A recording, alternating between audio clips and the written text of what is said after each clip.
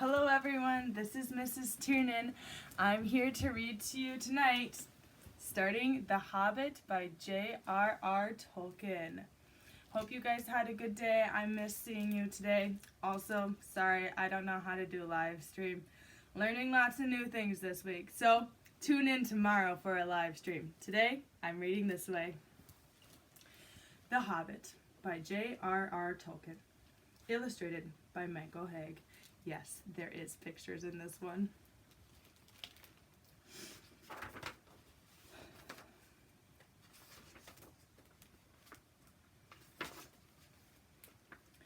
This is a story of long ago. At that time, the languages and letters were quite different from ours of today. English is used to represent the languages, but 2 points may be noted. In English, the only correct plural of dwarf is dwarfs, and the adjective is dwarfish. In this story, dwarves and dwarfish are used, but only when speaking of the ancient people to whom Thorin Oakenshield and his companions belonged. 2. Orc is not an English word. It occurs in one of 2 places, but is usually translated goblin, or hobgoblin for the larger kinds. Orc is the Hobbit's form of the name given at the time to these creatures, and it is not connected at all with our orc applied to sea animals of dolphin kind. Runes were old letters originally used for cutting or scratching on wood, stone, or metal, and so were thin and angular. At the time of this tale, only the dwarves made regular use of them, especially for private or secret records. Their runes are in this book represented by English runes, which are known now to few people. If the runes on Thoreau's map are compared with the transcriptions into modern letters, on page 18 and 49, the alphabet adapted to modern English can be discovered and the above runic title also read. On the map, all the normal runes are found, except this one for X. I and U are used for J and V. There was no rune for Q, UCW. Nor for Z. The Dwarfen rune may be used if required. It will be found, however, that some single runes stand for 2 modern letters, the, nig, E. Other runes of the same kind, E and St, were also sometimes used. The secret door was marked D. From the side, a hand pointed to this, and under it was written. You'll have to read that. Right here. Everybody got it? Good. The last 2 runes are the initials of Thor and Thring. The moon runes are read by Elrond, again, you already read that. On the map, the compass points are marked in runes, with east at the top as usual in dwarf maps, and so read clockwise, east, south, west, north. Here is a beautiful map of the kingdom currently.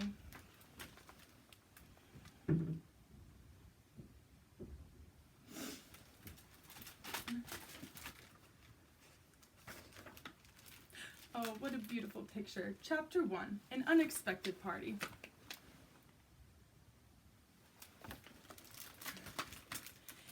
In a hole in the ground there lived a hobbit. Not a nasty, dirty, wet hole, filled with the ends of worms and an oozy smell, nor yet a dry, bare, sandy hole with nothing in it to sit down on or to eat. It was a hobbit hole, and that means comfort. It has a perfectly round door like a porthole, painted green, with a shiny yellow brass knob in the exact middle. The door opened onto a tube-shaped hall like a tunnel, a very comfortable tunnel without smoke, with paneled walls and floors, tiled and carpeted, provided with polished chairs and lots of pegs for hats and coats. The hobbit was fond of visitors. The tunnel wound on and on, going fairly, but not quite straight into the side of the hill. The hill, as the people for many miles round called it, and many little round doors opened out of it, first on one side and then on another. No going upstairs for the hobbit. Bedrooms, bathrooms, cellars, pantries, lots of these. Wardrobes, he had whole rooms devoted to clothes. Kitchens, dining rooms, all were on the same floor, and indeed on the same passage. That's my alarm telling me I'm supposed to be reading. Sorry. on the same floor, and indeed on the same passage. The best rooms were all on the left-hand side, going in, for these were the only ones to have windows, deep-set, round windows looking over his garden, and meadows beyond, sloping down to the river. This hobbit was a very well-to-do hobbit, and his name was Baggins. The Bagginses had lived in the neighborhood of the hill for a time out of mind, and people considered them to be very respectable, not only because most of them were rich, but also because they had never had any adventures or did anything unexpected. You could tell what a Baggins would say on any question, without the bother of asking him. Show you the house one more time. Beautiful green door. This is the story of how a Baggins had an adventure and found himself doing and saying things altogether unexpected. He may have lost the neighbor's respect, but he gained, well, you will see whether he gained anything in the end. The mother of our particular hobbit. What is a hobbit? I suppose hobbits need some description nowadays, since they have become rare and shy of the big people, as they call us. They are, or were, a little people, about half our height, and smaller than the bearded dwarves. Hobbits have no beards. There is a little or no magic about them, except the ordinary everyday sort which helps them to disappear quietly and quickly when large stupid folk like you and me come blundering along, making a noise like elephants which they can hear for a mile off. They are inclined to be fat in the stomach. They dress in bright colors, chiefly green and yellow, wear no shoes because their feet grow natural leathery soles and thick warm brown hair like the stuff on their heads, which is curly, have long clever brown fingers, good-natured faces, and laugh deep fruity laughs, especially after dinner, which they have twice a day when they can get it. Now, you know enough to go on with. As I was saying, the mother of this hobbit, Bilbo Baggins, that is, was the famous Belladonna Took, one of the 3 remarkable daughters of the old Took, head of the hobbits who lived across the water, the small river that ran at the foot of the hill. It was often said, in other families, that long ago one of the Took ancestors must have taken a fairy wife. That was, of course, absurd, but certainly there was still something not entirely hobbit-like about them, and once in a while members of the Took clan would go and have adventures. They discreetly disappeared, and the family hushed it up, but the fact remained that the Tooks were not as respectable as the Bagginses, though they were undoubtedly richer. Not that Belladonna Took ever had any adventures after she became Mrs. Bungo Baggins. Bungo, that was Bilbo's father, built the most luxurious hobbit hole for her, and partly with her money. That was to be found either under the hill or over the hill or across the water, and there they remained to the end of their days. Still, it is probable that Bilbo, her only son, although he looked and behaved exactly like a second edition of his solid and comfortable father, got something a bit queer in his makeup from the Took side. Something that only waited for a chance to come out. The chance never arrived until Bilbo Baggins was grown up, being about 50 years old or so, and living in the beautiful hobbit hole built by his father, which I have just described for you, until he has in fact apparently settled down immovably. By some curious chance, one morning long ago in the quiet of the world, when there was less noise and more green, and the hobbits were still numerous and prosperous, and Bilbo Baggins was standing at his door after breakfast smoking an enormous wooden pipe that reached nearly down to his woolly toes, neatly brushed, Gandalf came by. Gandalf! If you have heard only a quarter of what I have heard about him, and I have heard only very little of all there is to hear, you would be prepared for any sort of remarkable tale. Tales and adventures sprouted up all over the place wherever he went in the most extraordinary fashion. He had not been down that way under the hill for ages and ages, not since his friends, the old Took, died. In fact, and the hobbits had almost forgotten what he looked like. He had been away over the hill and across the water on business of his own, since they were all small hobbit boys and hobbit girls.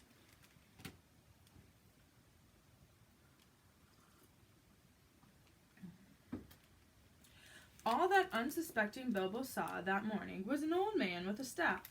He had a tall, pointed blue hat, a long gray cloak, a silver scarf over which his long white beard hung down below his waist, and immense black boots. "Good morning," said Bilbo, and he meant it. The sun was shining and the grass was very green, but Gandalf looked at him from under his long, bushy eyebrows that stuck out further than the brim of his shady hat. "What do you mean?" he said. "Do you wish me a good morning, or mean that it is a good morning whether I want it or not? Or do you feel good this morning, or that is a morning to be good on?" "All of them at once," said Bilbo, "and a very fine morning for a pipe of tobacco at the door, into the bargain. If you have a pipe about you, sit down and have a fill of mine. There's no hurry, we have all the day before us." Then Bilbo sat down on a seat by his door, crossed his legs, and blew out a beautiful gray ring of smoke that sailed up into the air without breaking and floated away over the hill. "Very pretty," said Gandalf, "but I have no time to blow smoke rings this morning. I'm looking for someone to share in an adventure that I am arranging, and it's very difficult to find anyone." "I should think so. In these parts, we are plain quiet folk and have no use for adventures. Nasty, disturbing, uncomfortable things. Make you late for dinner." "I can't think of what anybody sees in them," said our Mr. Baggins, and stuck one thumb behind his braces and blew out another even bigger smoke ring. Then he took out his morning letters and began to read, pretending to take no more notice of the old man. He had decided that he was not quite his sort and wanted him to go away. But the old man did not move. He stood leaning on his stick and gazing at the Hobbit without saying anything, till Bilbo got quite uncomfortable and even a little cross. "Good morning," he said at last. "We don't want any adventures here, thank you. You might try over the hill or across the water." By this he meant that the conversation was at an end. "What a lot of things you do use good morning for," said Gandalf. "Now you mean that you want to get rid of me, and that it won't be good till I move off." Not at all, my dear sir. Let me see. I don't think I know your name." Yes, my dear sir, and I do know your name, Mr. Bilbo Baggins, and you do not know my name, though you don't remember that I belong to it. I am Gandalf, and Gandalf means me. To think that I should have lived to be a good morning by Belladonna Took's son, as if I were selling buttons at the door." Gandalf! Good gracious me! Not the wandering wizard that gave old Took a pair of magic diamond studs and fastened themselves and never came undone till he ordered? Not the fellow who used to tell such wonderful tales at parties about dragons and goblins and giants and the rescue of princesses and the unexpected luck of widows' sons? Not the man that used to make such particularly excellent fireworks? I remember those. Old Took used to have them on Midsummer's Eve. Splendid! They used to go up like great lilies and snapdragons and laburnums of fire hanging in the twilight all evening. You will notice already that Mr. Baggins was not quite so prosy as he liked to believe. Also, that he was very fond of flowers. Dear me, he went on, not the Gandalf who was responsible for so many quiet lads and lasses going off into the blue for mad adventures. Anything from climbing trees to visiting elves, or sailing in ships, sailing to other shores. Bless me, life used to be quite you used to upset things badly in these parts once upon a time. I beg your pardon, but I had no idea you were still in business." "Where else should I be?" said the wizard. "All the same, I'm pleased to find you remember something about me. You seem to remember my fireworks kindly, at any rate, and that's not without hope. Indeed, for your own grandfather's Took's sake, and for the sake of poor Belladonna, I will give you what you asked for." "I beg your pardon, I haven't asked for anything." Yes, you have, twice now. My pardon, I give it to you. In fact, I will go so far as to send you on this adventure. Very amusing for me, very good for you, and profitable too, very likely, if you ever get over it." "Oh, sorry, I don't want any adventures, thank you, not today, good morning, but please come to tea any time you like. Why, not tomorrow? Come tomorrow, goodbye." With that, the Hobbit turned and scuttled inside his round green door and shut it as quickly as he dared, not to seem rude. Wizards are wizards after all. "Why on earth did I ask him for tea?" he said to himself as he went to the pantry. He had only just had breakfast, but he thought a cake or two or a drink of something would do him some good after his fright. Gandalf, in the meantime, was still standing outside the door and laughing long but quietly. After a while, he stepped up, and with the spike on his staff, scratched a queer sign at the Hobbit's beautiful green front door.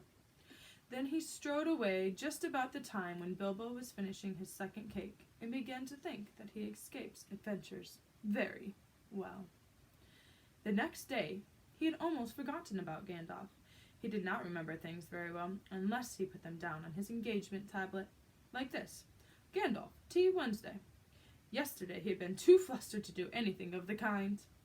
Just before tea time, there came a tremendous ring on the front door bell, and then he remembered.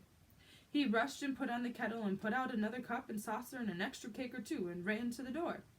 "I'm so sorry to keep you waiting," he was going to say, but when he saw that it was not Gandalf at all. It was a dwarf with a blue beard tucked into a golden belt and very bright eyes under a stark green hood. As soon as the door was opened, he pushed inside, just as if he had been expected. He hung his hooded cloak on the nearest peg, and "Dolwyn, at your service," he said with a low bow.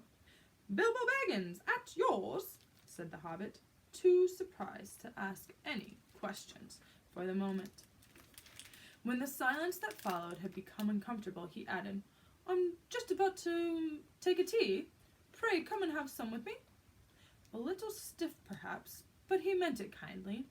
And what would you do if an uninvited dwarf came and hung his things up in your hall without a word of explanation?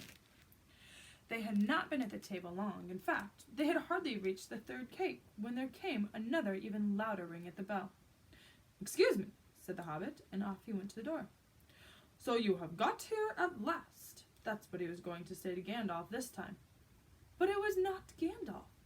Instead, there was a very odd-looking dwarf on the step, with a white beard and a scarlet hood, and he too hopped inside as soon as the door was open, just as if he had been invited.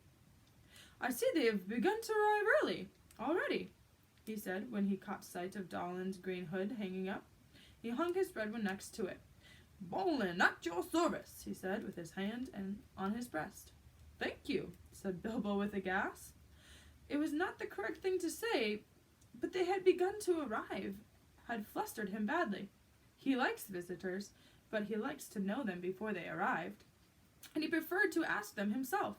He had a horrible thought that the cakes might run short, and then he, as the host, he knew his duty and stuck to it, however painful that he might have to go without.